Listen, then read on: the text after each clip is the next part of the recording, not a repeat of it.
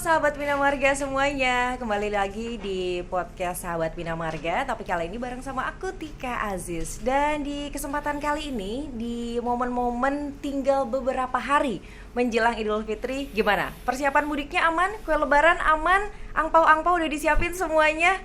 Nah, tapi kalau ngomongin soal mudik nih, ada banyak hal yang harus kita persiapkan. Tiket terutama kalau kita menggunakan kendaraan umum. Tapi kalau kita menggunakan kendaraan pribadi, kesiapan dari pengemudi dan kesiapan dari kendaraan itu juga penting. Tapi nggak cuma itu. Ada satu hal yang juga nggak kalah penting adalah terkait dengan informasi jalanan yang akan kita lalui saat kita mudik. Nah, untuk itu di kesempatan kali ini podcast Sahabat Bina Marga akan sama-sama membahas seputar kesiapan infrastruktur jalan di Jawa Timur dalam menghadapi lonjakan arus lalu lintas mudik di momen lebaran tahun ini. Dan langsung saja untuk itu sudah ada narasumber luar biasa yang hadir di kesempatan kali ini. Langsung saja kita sapa satu-satu terlebih dahulu. Yang pertama ada Dr. Agung Mulyono, Ketua Komisi D Fraksi Partai Demokrat. Halo Pak Agung. Halo Mbak Tika, selamat siang. Iya, kabar baik ya? Alhamdulillah. Persiapan mudik dan lain sebagainya aman? Siap. Selamat siang pemirsa se-Jawa Timur. Hari ini kita podcast di Dinas Bina Marga. Topiknya menarik tentang mudik lebaran dan kesiapan infrastruktur. Iya. Selamat menikmati nanti mudiknya. Kita menghitung hari. Mungkin puncaknya adalah tanggal 7-8 mudik itu. Betul sekali. Oke, makasih. Kita cek juga kesiapan mudik berikutnya dari Wakil Ketua Komisi DPRD Provinsi Jawa Timur Fraksi PDI Perjuangan, ada Dr. Andes Haji Edi Paripurna MSI. Halo Pak Edi, apa kabar? Baik, selamat siang. Assalamualaikum warahmatullahi wabarakatuh. Waalaikumsalam warahmatullahi Salam wabarakatuh. sehat dan selamat menjalankan ibadah puasa di bulan suci Ramadan.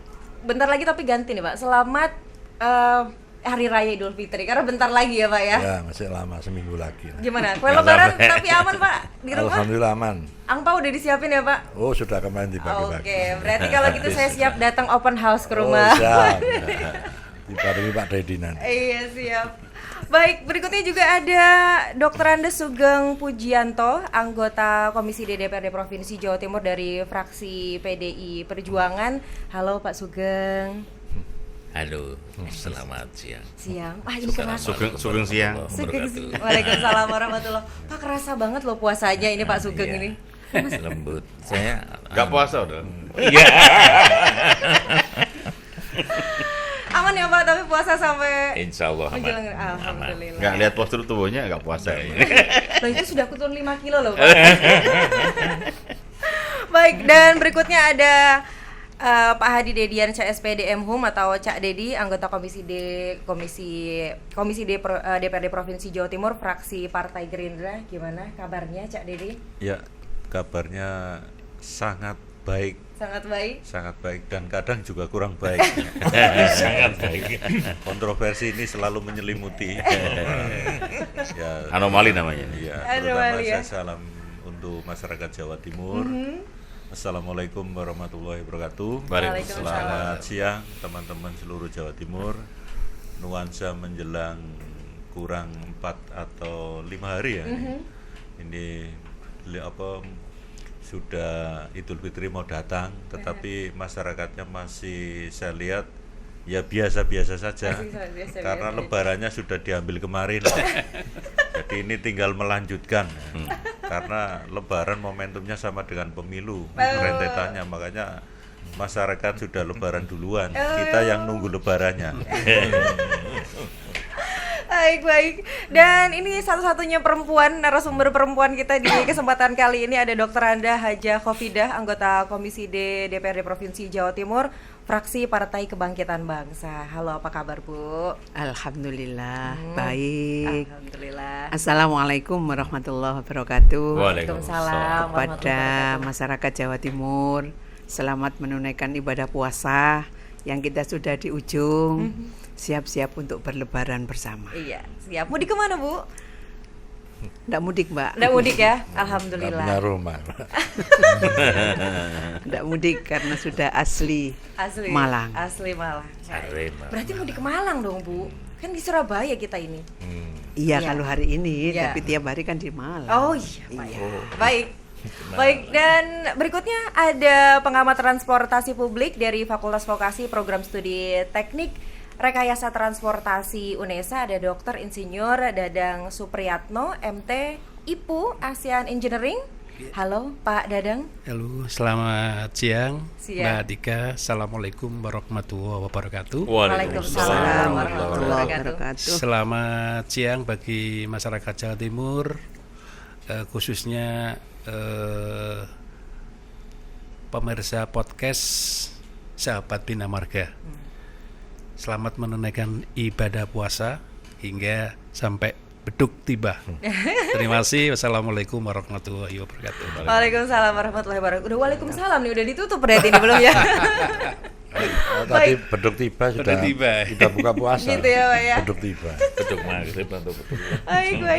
Baik, langsung saja kita awali dari Pak Agung terlebih dahulu. Pak Agung, ini masyarakat sudah luar biasa bersemangat untuk mudik Lebaran tahun ini, bahkan data dari Badan Kebijakan Transportasi BKT prediksinya di Lebaran 2024 ini 193,6 juta orang atau sekitar 71,7% pergerakan masyarakat yang mudik ini. Dan Jawa Timur. di Indonesia, tapi untuk Jawa Timur sendiri ada 16,2% atau sekitar 31 juta orang yang akan mengarah ke Jawa Timur. Nah, ini sebenarnya seberapa siap infrastruktur di Jawa Timur, terutama jalan kita, Pak, untuk menghadapi lonjakan arus mudik yang sedemikian besar? Oke, terima kasih Mbak Tika, pemirsa dan seluruh teman-teman anggota Komisi D.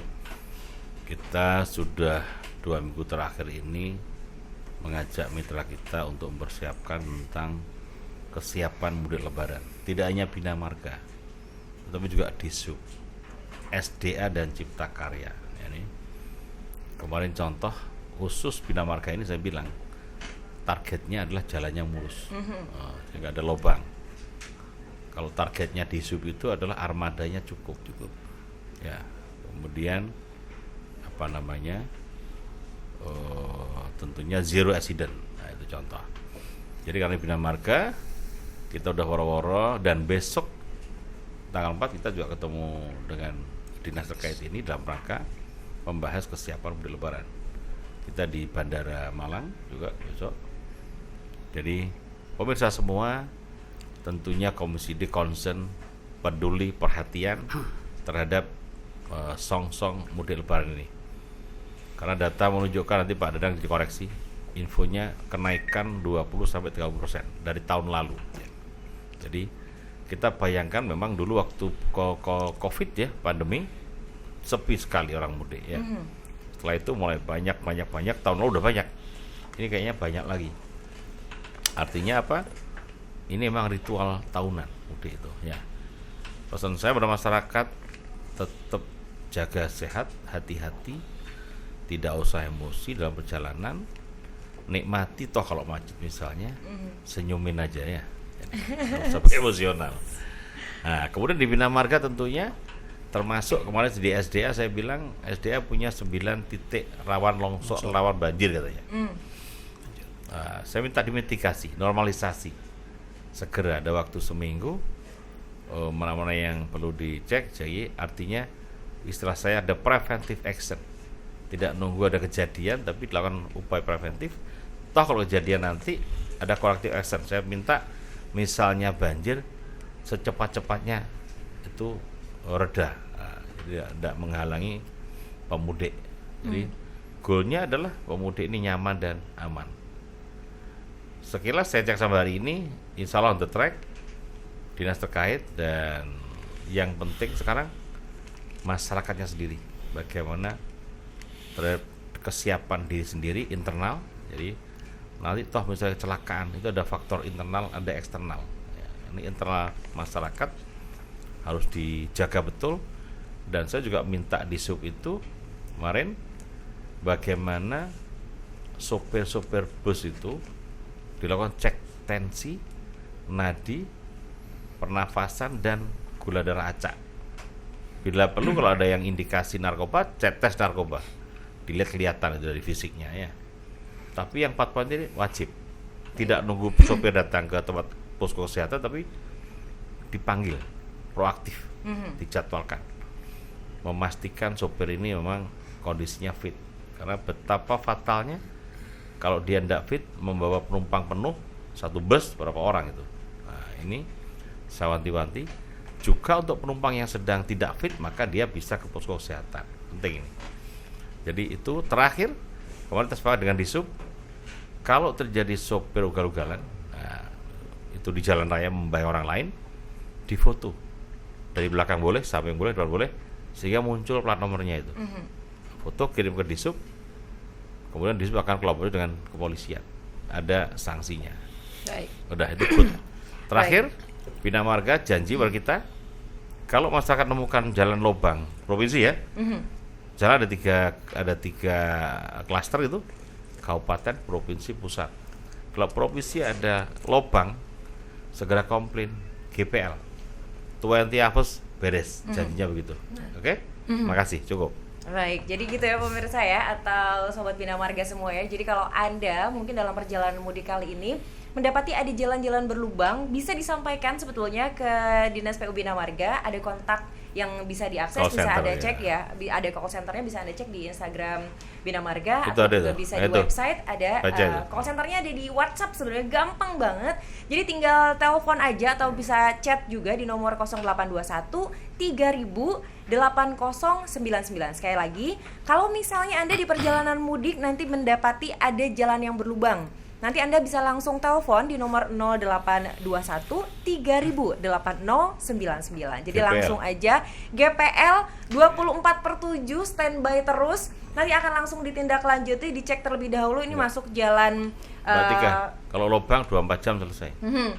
Kalau send komplain, Selasa selesai. Nah, gitu ya. Jadi langsung aja, nggak usah takut sekarang, langsung kalau misalnya atau melihat ada jalan-jalan tertentu misalnya yang rawan bencana, ternyata ada longsor dan lain sebagainya, juga bisa dilaporkan di call center yang tadi. Oke, tadi sudah dibahas oleh Pak Agung beberapa koordinasi dengan beberapa pihak terkait, terutama antara PU Bina Marga dengan juga Disub. Nah, saya ingin lanjutkan ke Pak Edi. Pak Edi, sebetulnya kalau kita bicara mudik ini kan ini urusan banyak sekali pihak ya. Selain dua lembaga tadi, antara PU Bina Marga dan kemudian Disub, pihak mana lagi yang sudah dikoordinasi untuk memastikan bahwa mudik ini bisa betul-betul aman untuk masyarakat? Ya, ditambah dengan pihak kepolisian yang ditangani oleh Satuan Lalu Lintas atau Polantas, karena tiga-tiganya berkaitan. Yang pertama masalah kondisi kultur jalan, yang kedua masalah transportasi, dalam hal ini Dinas Perhubungan, yang ketiga adalah pengaturan jalan, dalam hal ini lalu lintas. Dan tentunya ini sudah dilakukan setiap tahunan, baik menghadapi Lebaran maupun menghadapi libur nasional atau menjelang tahun baru. Ini banyak kegiatan masyarakat dalam kegiatan tersebut. Nah, tentunya yang paling penting yang sering kita hadapi setiap tahunan, baik menjelang Hari Raya Idul Fitri maupun menjelang tahun baru, yang sering kita hadapi adalah rawan kecelakaan. Nah, penyebab rawan kecelakaan tentunya banyak faktor yang terjadi pada saat itu. Yang pertama yaitu faktor karena kondisi kendaraan, terutama bagi pemakai kendaraan umum, termasuk transportasi yang namanya bus ya, termasuk pengendara roda 2, ini yang sering rawan. Jadi kalau dalam hal ini tanggung jawabnya adalah Dinas Perhubungan. Baik. Bagaimana kelayakan kendaraan itu akan bisa dilakukan, tentunya melalui proses-proses, melalui proses pengecekan kondisi kendaraan. Tadi disinggung oleh Pak Agung sebagai ketua, kondisi pengemudi ini juga perlu ada perhatian. Dan yang paling penting dalam hal ini adalah yang sering kita hadapi, kasus-kasus terjadinya kecelakaan adalah karena kondisi kendaraan, terutama masalah kendaraan umum yang namanya bus.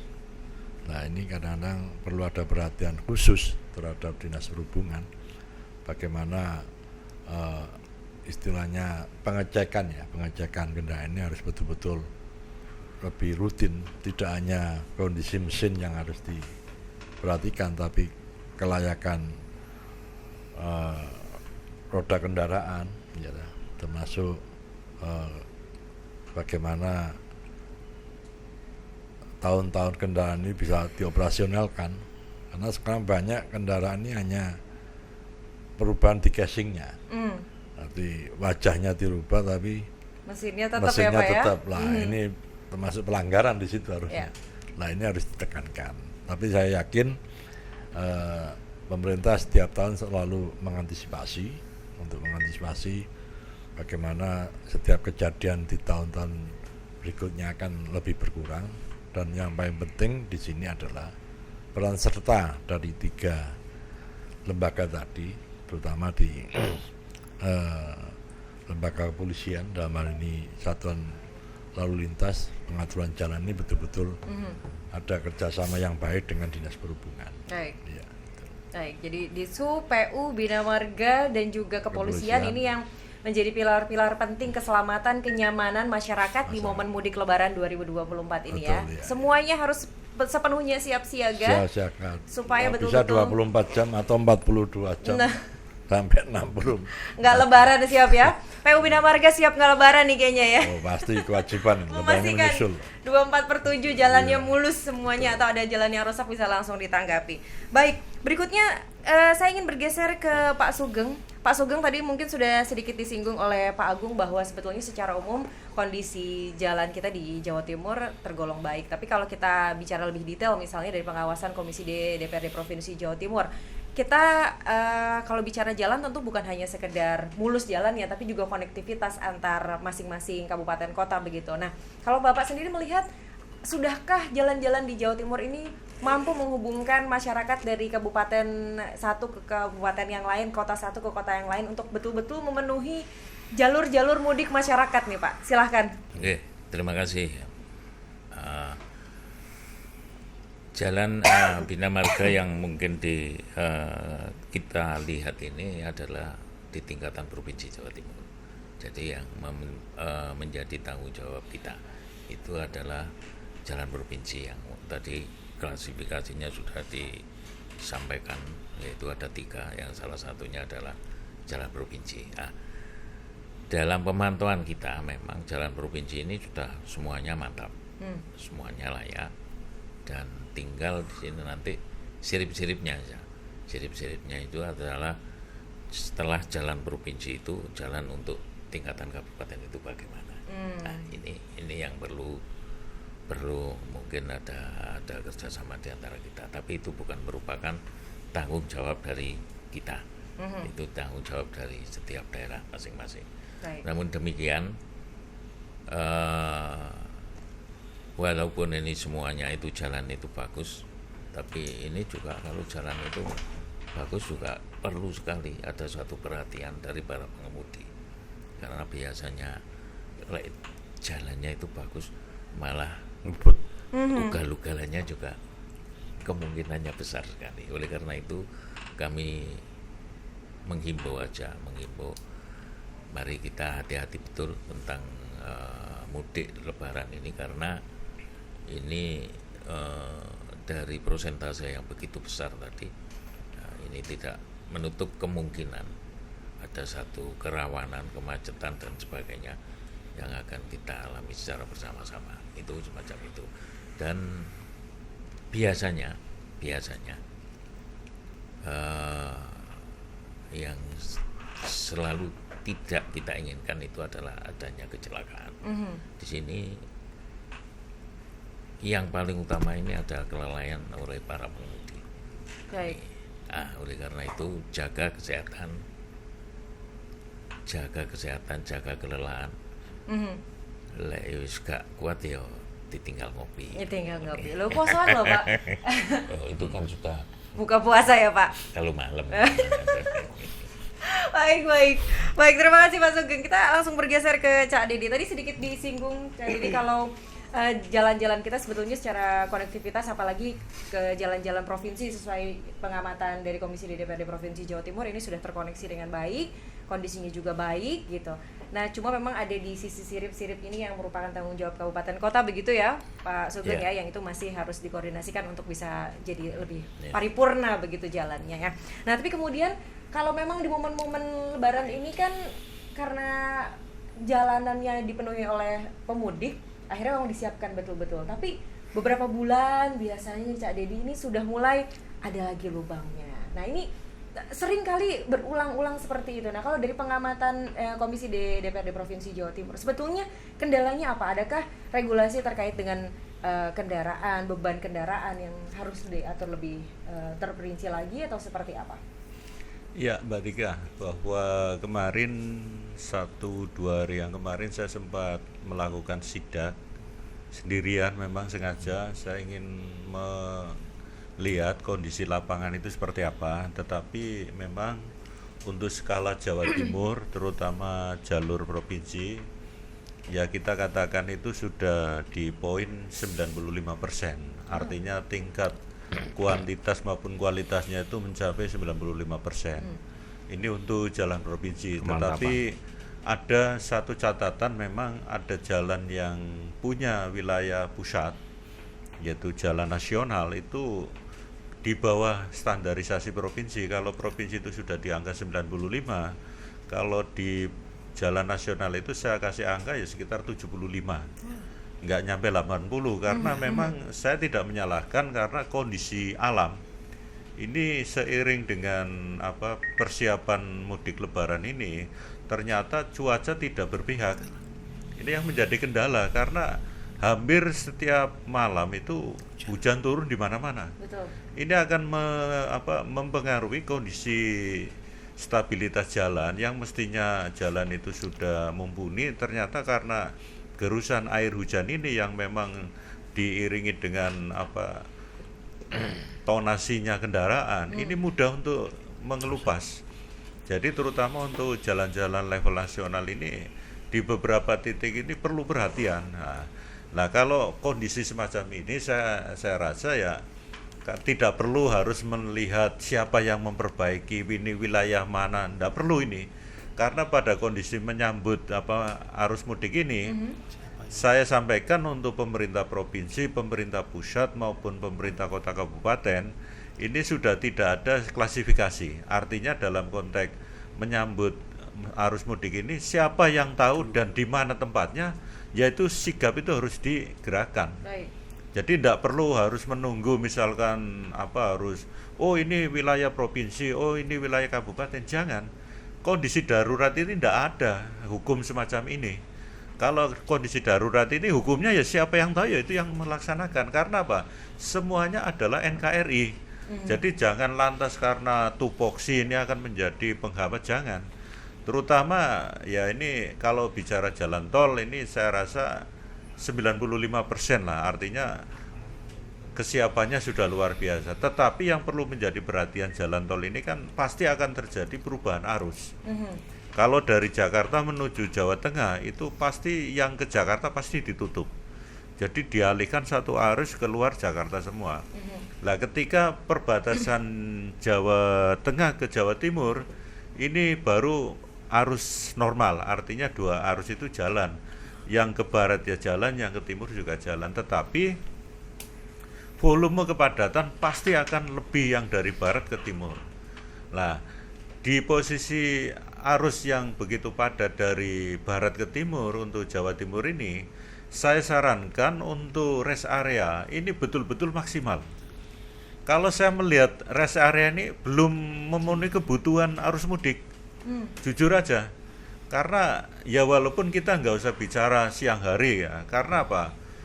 Para pemakai jalan, terutama supir, saya tidak bisa mengatakan ini harus puasa enggak. Karena apa? Jauh ya Pak. Kondisinya inilah, fisik ini harus dijaga. Kalau yang lain silakan lah, tapi kalau yang driver ini ya kita memaklumi lah, mungkin kita bisa anggap sebagai Safar ya Pak ya? Ya musafir gitu. Beda dengan Pak Sugeng, Malang musafir kan tidak masuk akal ini. Lebih dari Beda. 80 kilo. Kalau Jakarta ke Jawa Timur ini musafir. Lah kalau Pasuruan Surabaya musafir. Surabaya, Malang musafir. Loh ini semuanya sudah dimusafir semua. Jangan artinya kita menjadi musafah. Artinya memberikan peluang keselamatan kondisi fisik para driver ini karena ya terutama untuk rest area saya mohon untuk pengelola jalan tol ini harus betul-betul menyiapkan semaksimal mungkin kebutuhan-kebutuhan yang dibutuhkan oleh para pemudik ini karena dari lintasan Semarang ke sini ya hanya di pintu pertama saja yang rest area-nya memenuhi syarat. Itu semuanya ada di situ. Tetapi ketika sudah masuk ke sini sampai ke perbatasan Jawa Timur ini sudah mulai berkurang. Bahkan banyak ya ini terutama petugas-petugasnya ya kadang terjadi kecelakaan personal. Misalkan masuk keluar toilet ini ya. Karena kondisi toilet ini licin, ini akan menimpa pada kecelakaan personal, yaitu mungkin kepleset, kesandung dan sebagainya. Ini harapan saya itu semua pengelola rest area ini harus betul-betul memperhatikan, karena ini momentum ya bisa dikatakan tahunan ya. Dan ini dianggap oleh masyarakat Indonesia itu tradisi yang luar biasa. Ritual Hajat besar. Jadi ya mohonlah diperhatikan, terutama di rest area sampai rest area terakhir ini di perbatasan Gresik ini. Jadi semuanya harus betul-betul ready, terutama toilet yang harus diperhatikan. Jangan sampai ya faktor fisikis dari toilet ini akan berpengaruh pada pemikiran para driver ini. Saya rasa itu dulu Mbak. Jadi yang perlu diperhatikan terutama untuk kerjasama ya, misalkan ada sponsor atau misalnya ini dia tidak promosikan, misalkan ada mie sedap dan sebagainya, Indomie dan sebagainya, ini sebenarnya daya tarik daya tarik untuk orang berhappy ya, beristirahat. Karena apa? Dengan momentum perjalanan jauh terus melihat ada umbul-umbul sangat menarik, ini memancing para driver itu untuk mampir. Lah di posisi memancing driver ini mampir, ini mengurangi kecelakaan karena apa? Daya staminanya bangkit kembali. Jadi ada rasa perjalanan yang diikuti dengan rasa gembira. Lah tapi kalau fasilitas dari rest area ini kurang menarik. Ya kalau bisa kata Pak Sugeng itu kasih elektunan, ya enggak apa-apa. Gitu ya Pak Sugeng ya? Iya. Bisa ya Pak ya diupayakan ya, disarankan. Enggak apa-apa. Dibuat perdanya mungkin Pak nanti aturan tiap rest area ada elektron gitu Pak. Itu kan pengusaha rest area. Jadi itu Mbak Tika, jadi menjadi perhatian khusus. Terima kasih. Baik. Bu Khofidah, ada yang ditambahkan mungkin tadi kalau kita bicara apa yang disampaikan oleh Cak Dedi, ada tonasi dari kendaraan yang sepertinya juga memang perlu diatur, kemudian juga cuaca ini yang mempengaruhi terhadap kualitas jalan yang awalnya memang sudah bagus, tapi kemudian karena curah hujan yang tinggi akhirnya cepat sekali kemudian berlubang kembali, terutama di jalan-jalan nasional tadi begitu ya Pak ya. Dan kebutuhan rest area ini yang juga sangat urgent sebetulnya. Beberapa saja rest area yang sebetulnya layak. Nah, dari Bu Khofidah ada juga mungkin infrastruktur lain yang sebetulnya juga menjadi dukungan, entah itu dalam hal perawatan jalannya maupun mendukung kenyamanan para pengguna jalan. Betul Mbak, terima kasih sebelumnya. Jawa Timur ini termasuk salah satu provinsi yang luar biasa dengan segala potensi.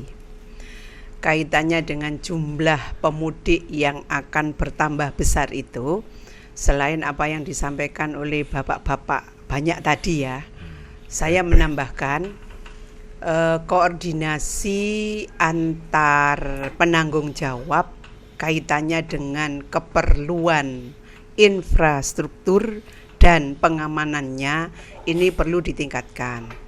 Hari ini ada beberapa titik ketika kita kemarin sama-sama kunjungan, yang kurang itu adalah rambu-rambu.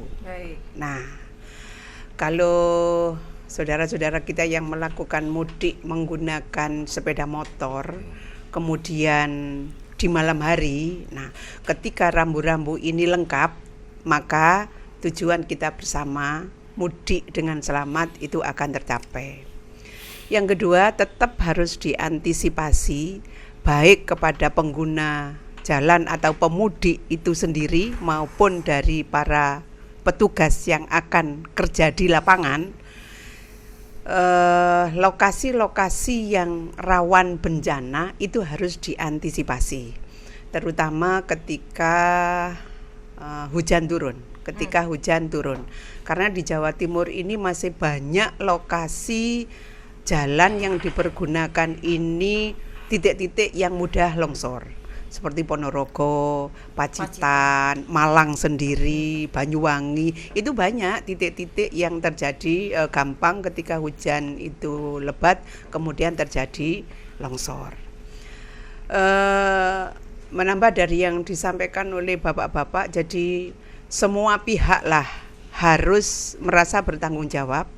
Tidak saja pemerintah bertugas untuk memberikan layanan, tapi masyarakat pun juga harus sadar bahwa di sini boleh berhenti, di sini tidak boleh berhenti, di sini muatan boleh lebih, di sini muatan tidak boleh lebih. Kalau Lebaran ini kan sering kita lihat ya Pak, sepeda motor ditambah Parsel Lebaran ditambah sadelnya itu diperpanjang, kemudian dengan membawa barang, ya memang riang gembira karena mudik kepingin ketemu dengan keluarga, tapi tetap harus sadar itu tadi, saya menggunakan begini, keselamatan saya, keselamatan keluarga saya bagaimana. Terkait yang sampean tanyakan tentang rest area, di beberapa titik wilayah Jawa Timur ini memang dilalui oleh jalan tol, yang insya Allah kalau jalan tol itu rest areanya sebagian besar dari apa yang kita butuhkan itu ada. Tapi rest area yang tidak menggunakan tol, hari ini Jawa Timur memanfaatkan jembatan timbang yang kemarin dipakai kemudian sekarang belum operasi itu kan sebagian dipergunakan untuk rest area berhentinya atau beristirahatnya para pemudik Lebaran. Nah, ini juga harus ada tambahan fasilitas, benar yang disampaikan oleh Pak Dedi terkait toilet. Karena jembatan ini kan lama tidak dipergunakan. Karena tidak dipergunakannya itu disebabkan bukan salahnya Provinsi Jawa Timur, karena memang undang-undang ditarik ke pusat itu, sehingga pusat belum memberlakukan atau belum mempergunakan kembali beberapa jembatan timbang itu. Akhirnya ketika Lebaran dipergunakan untuk rest area tempat berhentinya para pengemudi. Lah ini mohon adanya bantuan dan kesiapan dari pemerintah untuk memberikan fasilitas kalau memang jembatan timbang itu dipergunakan untuk rest area berhentinya para pengemudi. Baik. Itu Mbak baik, tambahannya. Siap. Baik.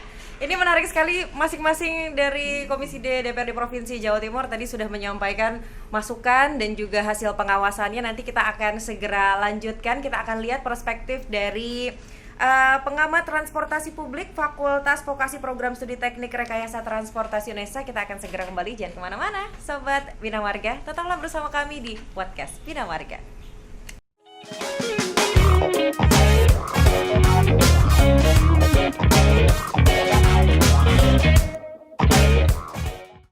Ya, sahabat Bina Marga semua, balik lagi di podcast Sahabat Bina Marga. Kita masih ngobrolin seputar persiapan, terutama melihat kesiapan jalan-jalan kita yang akan kita lalui ketika mudik Lebaran nanti. Nah, tadi sudah disampaikan oleh semua anggota DPRD Provinsi Jawa Timur Komisi D yang hadir di kesempatan kali ini terkait apa saja sebetulnya hasil pengawasan dari jalan-jalan di Jawa Timur ini menyambut Lebaran 2024.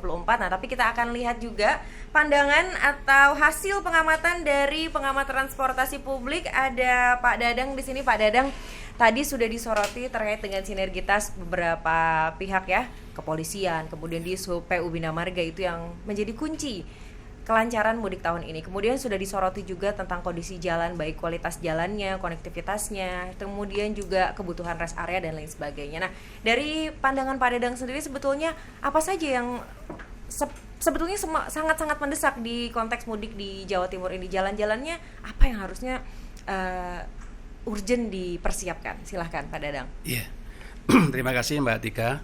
Jadi tadi sudah lengkap dimulai dari Pak Agung, Pak Edi, Pak Sugeng, Pak Dedi, dan Bu Kofida.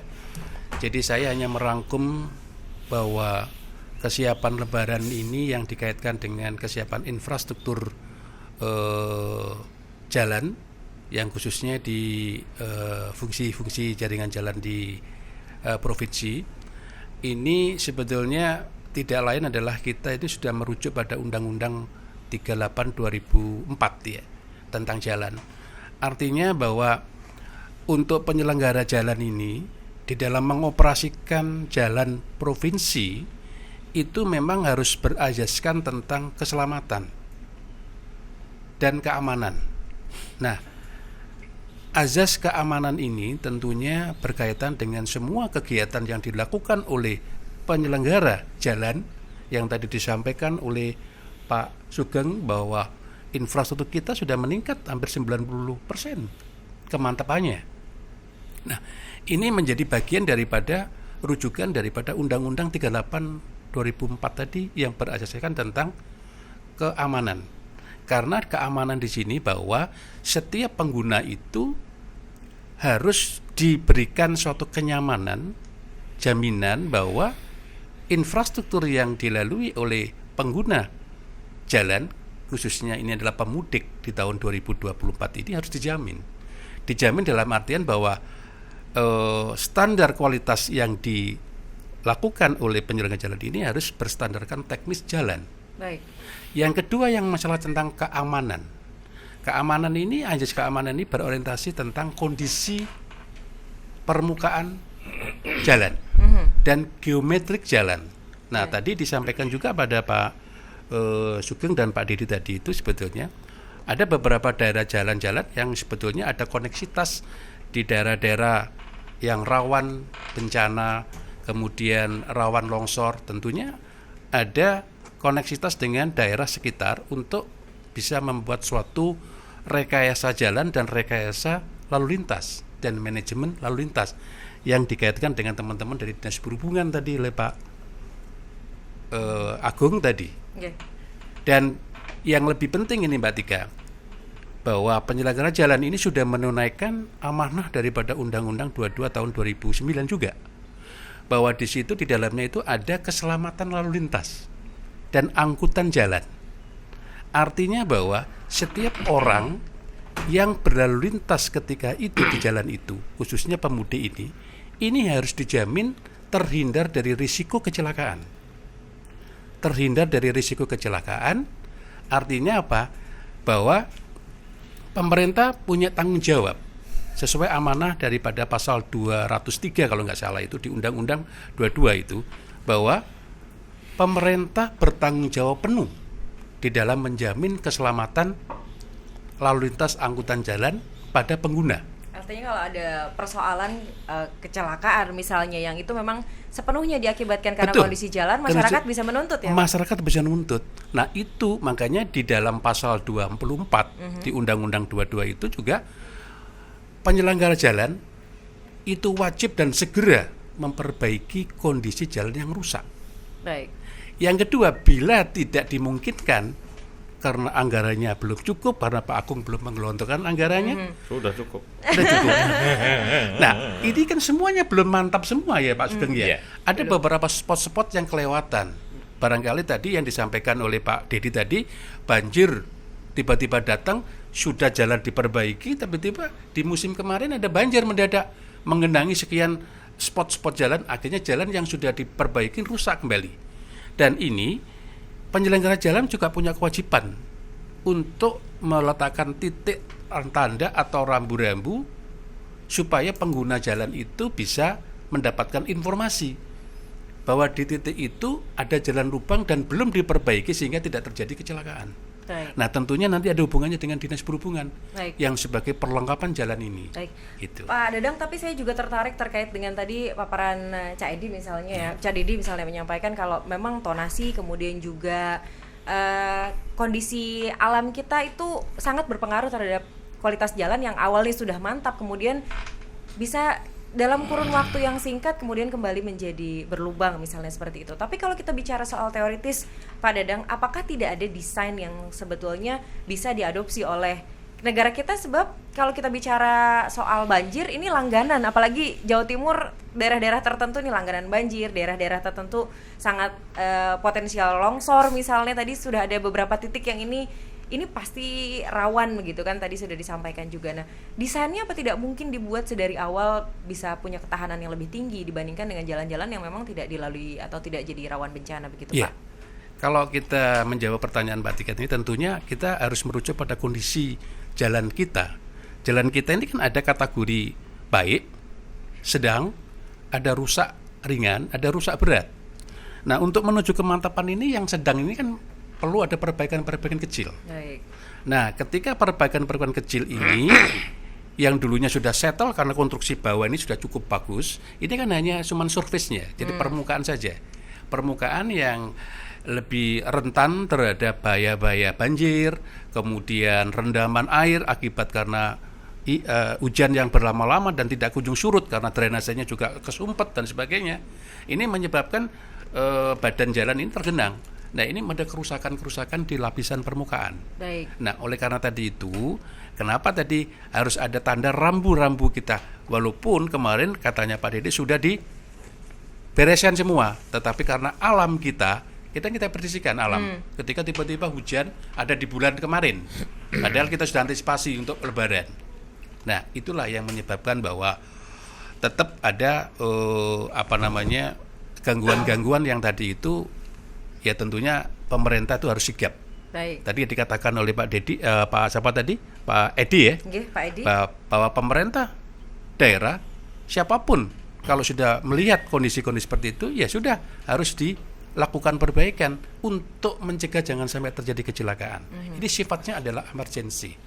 Tidak ini adalah wilayahku, tidak ini adalah kewenangan provinsi, ini kewenangan kota, ini kewenangan daerah, ini kewenangan pusat. Oke. Baik, kita konfirmasi ke Pak Agung ya. Ya. Pak Agung, tadi ada dua hal. Satu, sebenarnya kalau kita bicara soal perbaikan yang butuh cepat tentu butuh anggaran ya. Ya. Nah, sebetulnya tadi Pak Agung juga menyampaikan anggaran kita sebetulnya cukup nih. Nah, untuk konteks-konteks yang tidak terduga seperti perbaikan yang sangat diperlukan urgent karena kondisi alam, itu juga apakah sebetulnya dana kita memadai atau sebetulnya dana kita sebenarnya ya hanya untuk awal pembangunan aja, tapi untuk perawatan atau maintenance dan yang lain sebagainya ini agak menyulitkan misalnya, atau agak kurang, atau seperti apa sebetulnya Pak Agung?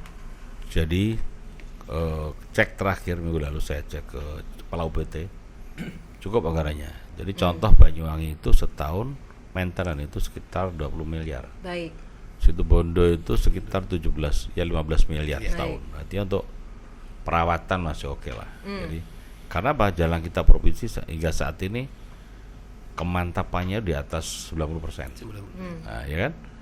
Artinya tidak perlu anggaran yang besar. Baik. Ya paling tambal-tambal kecil-kecil tadi. Bahkan kemarin saya cek untuk mudik Lebaran dia siapkan namanya aspal dingin, saya nggak tahu.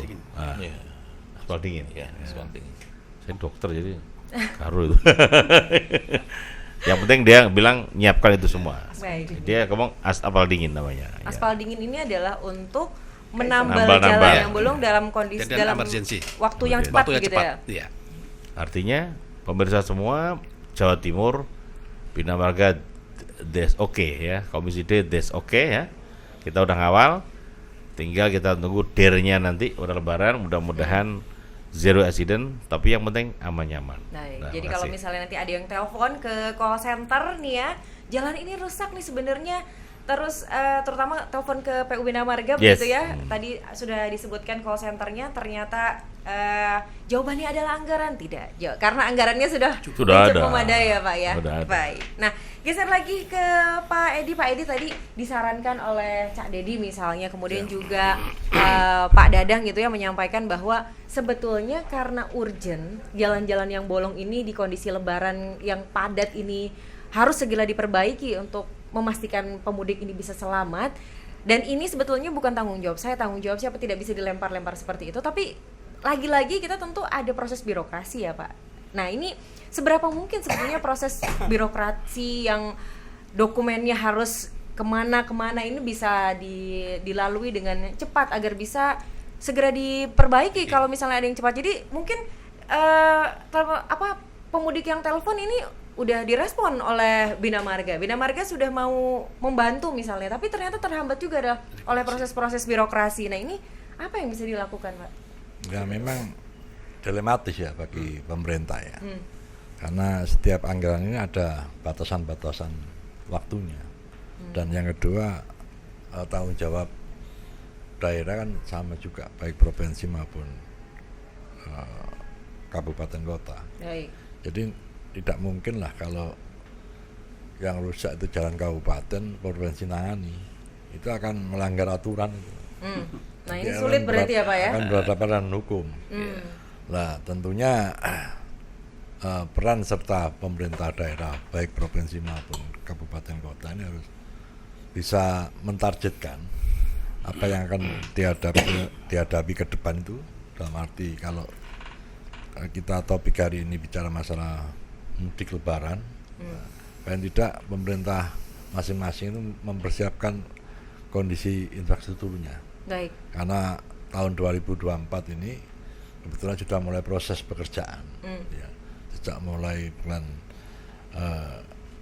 Februari sampai nanti bulan Mei ini sudah proses pekerjaan infrastruktur, terutama jalan. Nah, dari situlah peran serta pemerintah provinsi dan daerah itu harus saling komunikasi. Baik. Jadi biar tidak saling menyalahkan. Baik. Nah, oleh masyarakat antara tanggung jawab jalan ini baik provinsi, pusat maupun daerah. Tapi umumnya yang lebih parah itu adalah jalan nasional. Nah ya, tadi mungkin Cak Dedi menyebutkan 75% ya, kemantapannya di bawah 80%. Iya, kalau pemantapan jalan provinsi, terutama provinsi ini hampir 95%. Iya. Baik. Justru yang rawan ini yang berat ini nasional. Baik, karena baik. yang ditangani kan bukan hanya sekian kilometer, Baik. hampir antar kabupaten dan wilayah. Baik. Tambah Pak Tiga. Silakan Pak Agung. Jadi jangan punya bayangan bahwasanya nanti prosedurnya sulit. Nah, Oke, silakan. ini Pak. anggaran itu kalau UPT udah janji 20 hours selesai, maka anggaran dari sana. Ya. Dia kan janji sehari selesai, otomatis anggaran maintenance udah siap dia. Tapi untuk jalan provinsi Pak ya. Provinsi. Jadi kalau mengenai kabupaten dan pusat, inilah gunanya podcast. Ya. Bagaimana didengarin oleh seantero Jawa Timur dan nasional bahkan. Tidak perlu dikasih ke kabupaten juga bupatinya. Karena apa? Inilah saatnya berlomba-lomba lain masyarakat. Pemerintah hadir, ya. Tidak perlu kompetisikan, ya kan? Bagus mana? Provinsi, kabupaten, nasional. Wah, keren nih kalau gitu lah. Fastabihul khairat ya Bu Rofidah ya, istilahnya betul ya kalau gitu ya Bu. Berlomba untuk kebaikan. Iya, berlomba untuk kebaikan. Baik, jadi nggak apa-apa, tetap dilaporkan aja ya, Sobat Bina Marga semuanya. Kalau misalnya ketemu jalan-jalan yang rusak di perjalanan mudik kalian di Jawa Timur, langsung aja tadi di call centernya di nomor 0821 3000 8099. Sekali lagi bisa telepon di WhatsApp atau mungkin chat aja daerah-daerah mana aja yang jalannya rusak di sepanjang jalan perjalanan Sobat Bina Marga semua. Sekali lagi nomor call centernya untuk PU Bina Marga ini adalah di nomor 0821 3000 8099. Laporin aja, nggak apa-apa, nanti dicatat oleh Bina Marga, nanti moga-moga bisa dirilis juga. Oh kalau ini jalan provinsi, oh ini jalan kabupaten kota, ini jalan nasional, dan nanti PU Bina Marga juga bisa langsung merilis ini jalan yang sudah dikerjakan oleh Bina Marga Provinsi Jawa Timur begitu ya. Ini juga nanti akan bisa menjadi informasi dan mungkin penyemangat untuk kabupaten kota bahkan nasional agar bisa memperbaiki jalannya dan fast respon. Moga-moga ya semuanya bisa berjalan dengan baik lagi.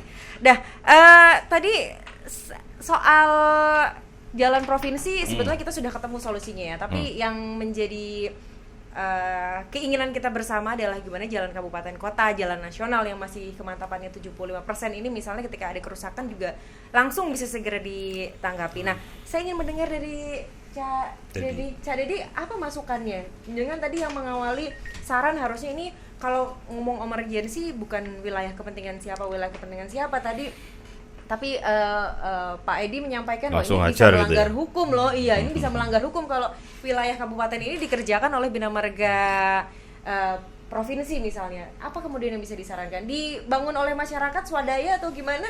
Atau kita mungkin galang donasi atau seperti apa nih Pak? Antri pisang nih.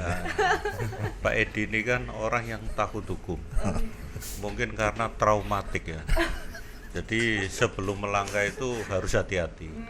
Nah, kalau Pak Prof mengatakan emergency, kalau bicara emergency itu hukum diletakkan di belakang, gitu loh. Karena apa? Ini keselamatan gitu loh. Hukum itu kan pada hakikatnya untuk keselamatan. Jadi menyelamatkan dan keselamatan.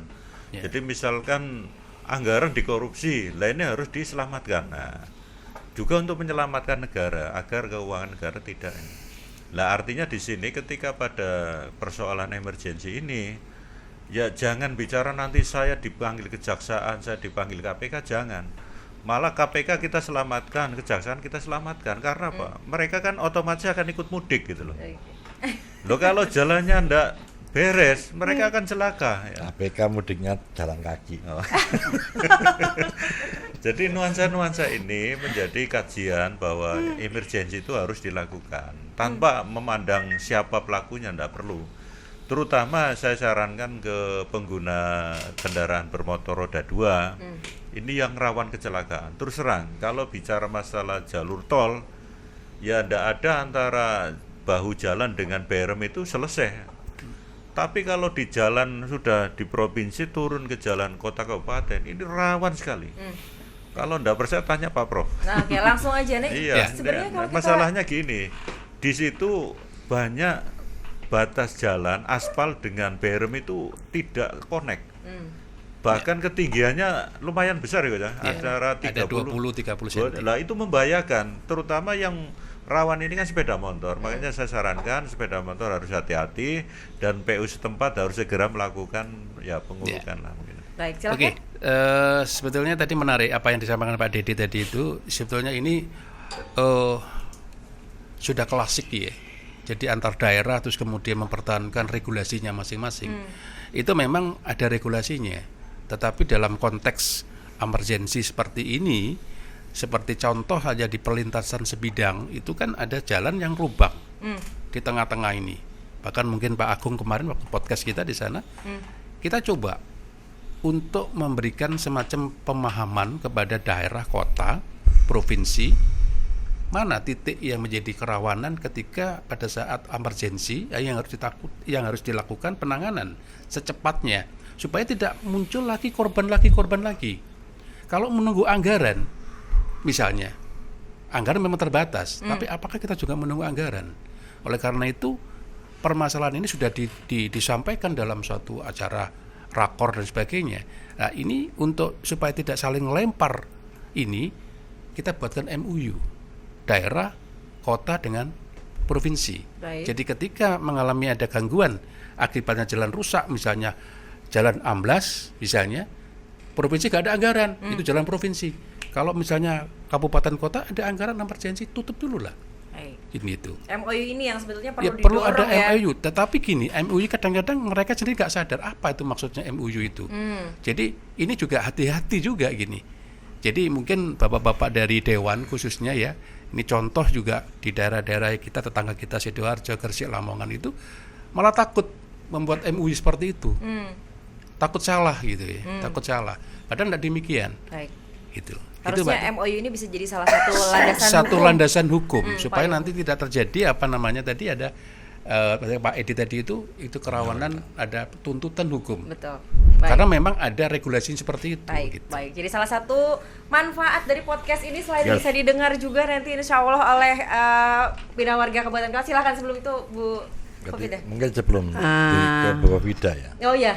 Kalau kita bicara masalah perbaikan jalan, tentunya ini yang lebih paham adalah dinas tersebut. Iya. Jadi kebutuhan dana tahun ini berapa, yang akan dikerjakan berapa, dan paling tidak harus bisa menyisihkan anggaran untuk perbaikan atau perawatan jalan tersebut. Aman tapi kalau provinsi tadi ya Pak Agung ya? Aman Pak. Termasuk tentunya antara provinsi kabupaten sama, aturannya sama. Harusnya kabupaten juga harusnya aman Harusnya ya seperti Pak? itu juga. Baik. Cuman yang agak beratnya nasional. Iya. yang paling banyak rusak jalan nasional. Baik, baik. Silakan Silakan, gini, Bu. Mbak Tika. Ini saya luruskan dulu. Silakan Pak Sugeng. Ini Ada yang nggak lurus? membiasnya agak kemana-mana ini. Ya, Silakan. Ya, Gini. lurus punya Sugeng. Iya, lurus dan dawa. Nah, gini. Kawan. Kita kembali ke topik Laptop. ini. Kita kan ini jalan kita sudah mantap. Ya. 95%. Yang dinamakan jalan berlubang itu mungkin spot enggak, ini nggak akan nunggu ini berlubang ini sampai 1 kilo berlubang, itu enggak. Ya. Itu mungkin ya 1-2 titik itu. Ya. Dan di UPT kita, di setiap UPT kita itu ada mobil siaga. Mobil siaga ini di dalamnya itu ada lengkap di situ. Ada aspal dingin, lengkap di situ. Ada alat berat yang kecil untuk menutup. Nah, ada tenaga sudah disiapkan di situ 24 jam.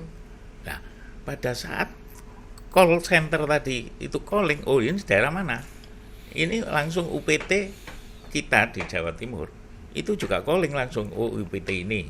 Katakan Kabupaten UPT, kota ini UPT bisa. Malang. Ya. Nah, katakan begitu. Ya UPT Malang yang akan secepatnya untuk menangani tentang itu. Nggak akan proses administrasi, nggak ada ini. Nggak ada ya, Pak ya. Karena di situ sudah disiapkan di setiap UPT. Baik. Itu semacam itu. Wah, ini Jadi menarik ya. ini ndak akan membias kemana-mana, ndak. Nggak akan ada urgensitas emergensi yang akhirnya akan jadi tumpang tindih begitu, nggak nggak akan ada. Karena apa? Kalau yang tumpang tindih itu akan membangun jalan yang kira-kira 1 kilo, Oke.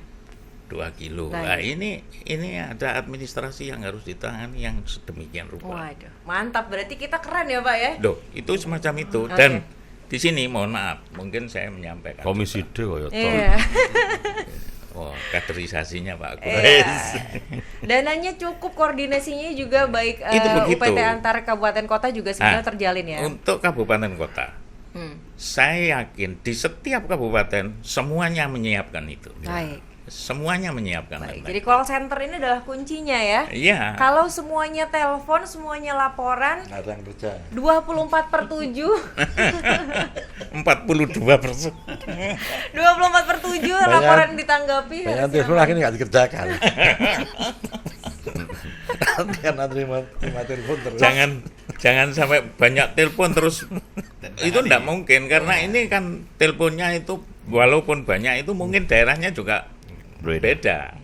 Penanganannya nanti juga beda-beda. Nah, Oke, itu. jadi aman ya. Jadi nggak usah takut nih. Soalnya kadang-kadang jujur nih, curhat temen-temen gitu nih, Pak Sugeng, kalau misalnya telepon untuk komplain gitu, apapun, entah itu lembaga swasta atau lembaga pemerintah, kadang-kadang tanggapannya suka bingung gitu nih.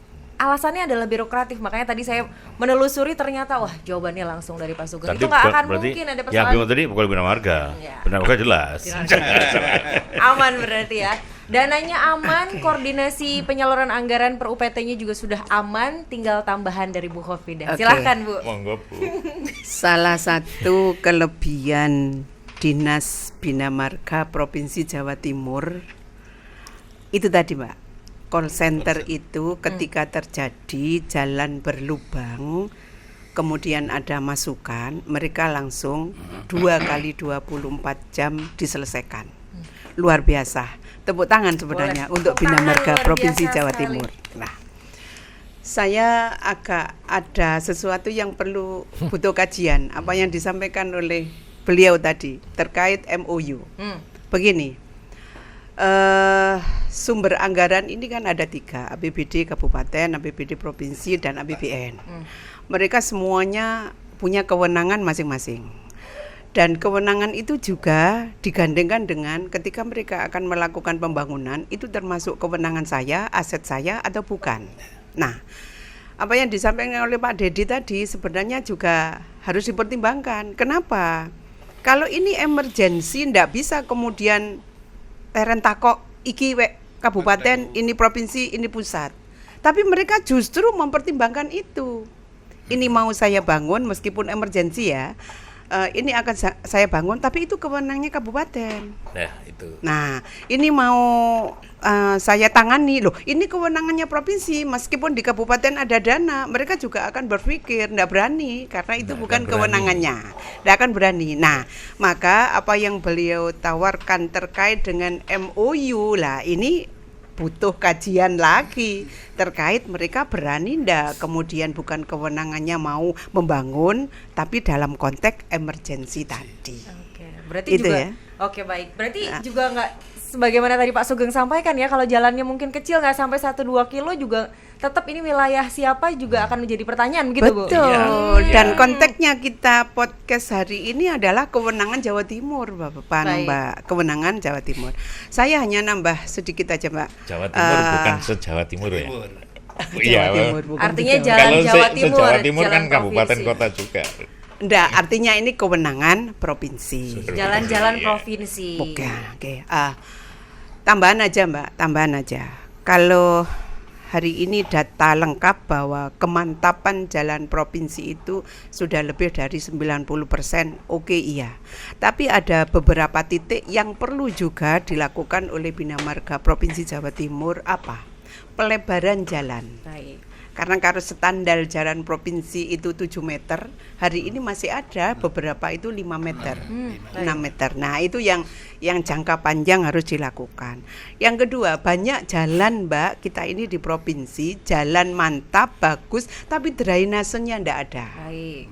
Nah, ini perlu jangka panjang untuk dipertimbangkan. Ketiga, ada beberapa titik longsor itu juga karena disebabkan bangunan plengsengan itu kurang.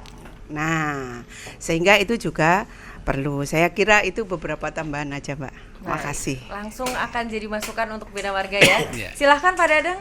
Ya, saya tertarik tadi dengan Bu Kofida tadi itu, dan tadi itu Pak Dedi ya, tadi yang apa Cak Dedi. elevasinya Iya. itu. Masih agak Nah, jauh. ini juga menjadi perhatian kita, kenapa sih anggaran itu kita merencanakan itu tidak satu paket. Jadi ada peningkatan overlay, kemudian berman sendiri, drainase sendiri. Nah, ini yang membuat suatu konsep bahwa kejadian kecelakaan itu kan dalam suatu ruang dimensi jalan ini kan ada ruang efektif untuk lalu lintas, ada berman, ada saluran. Ini salah satu kesatuan sebetulnya. Dan ini tidak boleh misalnya terus kemudian yang satunya sudah dikerjakan kemudian setahun lagi baru ini. Lah kalau misalnya ada kecelakaan yang terkait dengan berman tadi, ada beda elevasi tadi, ya sudah kan, salah siapa? Balik lagi kepada perencanaan. Baik. Jadi kalau bisa perencanaan ini harusnya terintegrasi dan satu paket misalnya. Baik. Seperti itu. Baik, oke, kita langsung konfirmasi ke Pak Agung. Pak Agung, dari pengawasan Komisi di DPRD Provinsi Jawa Timur seperti apa? Sebetulnya memang sedari awal perencanaan penganggarannya sudah satu paket, atau sebetulnya memang sedari awal tidak satu paket sehingga memang harus dikerjakan secara bertahap, atau seperti apa? Paket apa ya? Provinsi. Iya, di jalan-jalan provinsi. Paket dalam hal Ya, ini pembangunan paket jalan. Anggaran ada 2 kali, Iya. ada murni, ada perubahan. Udah jelas. Di situ Artinya gini Pak Agung. Jadi kan kalau dalam perencanaan ini kan satu fasilitas perlengkapan jalan itu kan ada saluran, ada berman, ada rambu-rambu keselamatan dan sebagainya. Tidak hanya satu tentang Drainase aja. drainase saja, atau mungkin peningkatan jalan dulu, bermannya sudah dur-duran antara kereta api dengan jalan dur-duran. Akhirnya bermannya nggak ke urus gitu. Sampai ada 30 cm, 40 cm. Ini nanti ada anggaran sendiri untuk paket bermanisasi. Kemudian paket tentang drainase. Nah, ini menimbulkan suatu masalah ketika ya tadi itu ada kecelakaan akibat karena berman tidak bisa dipakai oleh pengguna, karena berman ini fungsinya kan berhenti sementara. Mau berhenti sementara malah guling mobilnya, malah celaka dan sebagainya. Oke. Ini tadi Pak Agung. Sekitar itu mungkin Pak Agung. Jadi pengalaman saya di contoh di beberapa tempat lah, kita kunjungan di beberapa kota itu kan relatif jalan provinsi itu fine saja, sampai irigasinya oke. Yang memang kurang saya amati adalah lampu, karena belakangan, karena itu beda kewenangan. Ya. Kalau jalannya di Bina Marga, lampunya kan Berhubungan. disub. Nah, itu biasa begitu. Jadi sampai saat ini relatif fine dan good. Tapi yang kedua penting lagi adalah tidak usah khawatir, mudik ini adalah sudah ada anggaran yang udah rutin di situ yang siap dipakai dalam rangka untuk perawatan tadi. Ini kan tinggal perawatan moles, apalagi kemantapan sudah 90% ke atas, ya relatif kecil lah kerusakan tadi, nggak banyak. Bisa jadi karena hujan ya kan, hujan, lubang, segera benerin, masih cukup anggaran itu, ya. Baik. Oke, sip. Nambah Sebentar, Mbak. Ya. Silahkan, Oke. silahkan. Sebenarnya idealnya yang beliau usulkan bahwa dalam satu paket itu adalah drainase bagaimana, jalannya bagaimana, rambu-rambu bagaimana. Kenapa kemudian itu sulit diberlakukan? Memang dari klausul paket judul program itu berbeda. Drainase sendiri, jalan sendiri, rambu-rambu sendiri. Baik. Lah di sini kalau kita menginginkan adanya paket tadi, ya harus ada duduk satu meja. Dan itu sebetulnya mungkin ya Bu ya. Mungkin. Jadi bukan sesuatu yang Jalan provinsi itu masih banyak, Mbak, yang drainasenya itu enggak ada. Oke, itu PR kita ya. Banyak. Walaupun kalau iya. kita bicara untuk mudik ini masih aman sebetulnya, Aman, tapi ya, untuk jangka panjang drainase ini perlu untuk Ya. diperbaiki begitu ya, untuk memastikan keberlanjutan jalannya bisa lebih awet, lebih Betul, lama usianya iya. seperti itu. Baik. Cak Dedi menambahkan Oh, iya. sepertinya tadi. Ayo nambah sedikit. Tadi kan banyak ya. Jadi ini nambah sedikit aja. Jadi saya tertarik dengan Bu Kofida. Kita harus duduk satu meja. Loh, kalau sudah duduk satu meja berarti udah enggak butuh kursi lagi. Kan? Jadi yang kita kaji dengan Pak Dadang ini masalahnya ya harus ada pola baru dalam program konsep ke depan. Karena terus terang kalau kemarin itu memang mungkin PUPR atau Menteri KPU-an itu mungkin kurang pas mungkin Pak ya, mungkin karena tidak memahami. Jadi mestinya kalau bicara jalan itu memang harus satu paket. Jadi Berman sama drainase ini harus satu paket. Gak bisa bangun jalan itu hanya jalan tok, karena itu butuh pengamanan juga samping kanan kirinya. Baik. Juga ketika hujan harus ada pembuangan airnya. Ini memang harus ada konsep baru. Kementerian ke depan itu harus ada regulasi baru. Karena kalau tidak disatukan dalam satu paket, ini PU-nya beda. Oke. Ini drainasenya bahkan nanti ikut pengairan. Pengairan, Ya. SD. Makanya tidak bisa disatukan. Baik. Makanya kalau ke depan, kalau bicara masalah jalan, ya harus satu paket. Baik. Biar tidak menimbulkan kerawanan-kerawanan, terutama pemakai jalan ini yang lebih parah, yang mengkhawatirkan kan sepeda motor. Baik. Karena volume kendaraan sekarang itu yang di luar tol lebih banyak kendaraan sepeda bermotor daripada mobil. Iya. Ini realita di lapangan, makanya kalau bicara regulasi harus ada perubahan. Baik. Karena biar tingkat kecelakaan ini berkurang. Ya. Baik. Kalau saya sepaham dengan Pak Dadang, karena ini harus selesai Pak ya ke depan, karena jangan seperti sekarang ini terus berlanjut.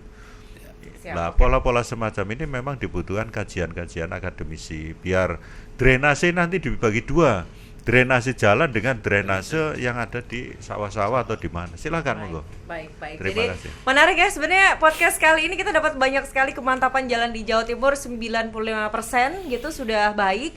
Masih ada PR terkait dengan tadi misalnya seputar drainase, kemudian juga pelebaran jalan yang memang masih perlu diperlukan. Tapi untuk momen mudik Lebaran 2024 ini aman, semuanya aman.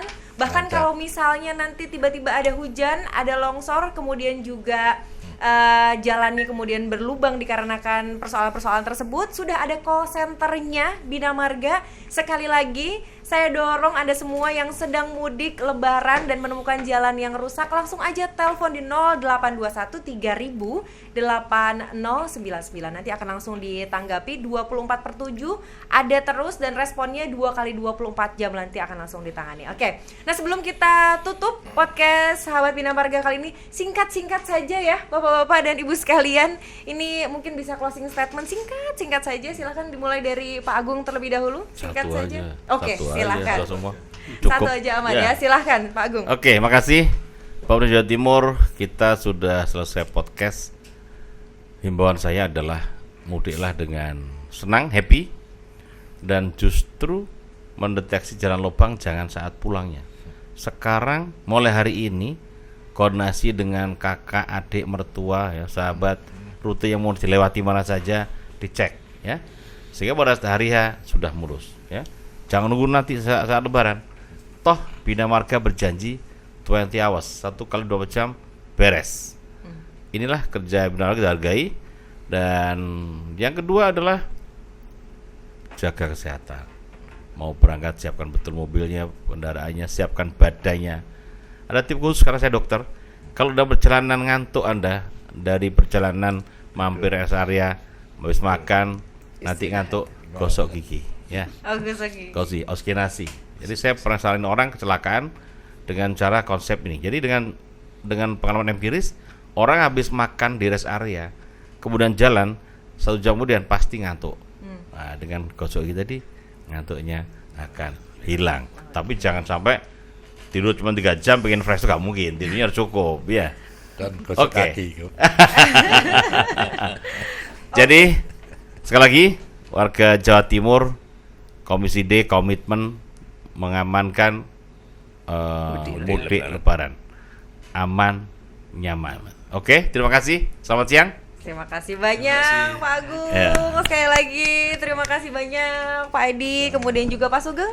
Terima kasih banyak Pak Cadedi, Bu Fafidah, dan Pak Dadang. Terima kasih banyak, luar biasa sekali paparannya. Ini memberikan banyak sekali masukan, bukan hanya untuk mudik tahun ini, tapi juga untuk kemantapan jalan berikut-berikutnya, bahkan juga baik jalan kabupaten kota maupun juga jalan nasional. Dan sahabat Bina Marga, sahabat podcast Bina Marga semuanya, inilah tadi bincang-bincang kita terkait dengan kesiapan jalan di Provinsi Jawa Timur, terutama jalan-jalan provinsi yang nanti akan digunakan untuk mudik lebaran 2024. Semoga bermanfaat. Sampai jumpa di podcast sahabat Bina Marga berikutnya. Dadah, saya Tika Aziz pamit. Wassalamualaikum warahmatullahi wabarakatuh. Waalaikumsalam warahmatullahi wabarakatuh.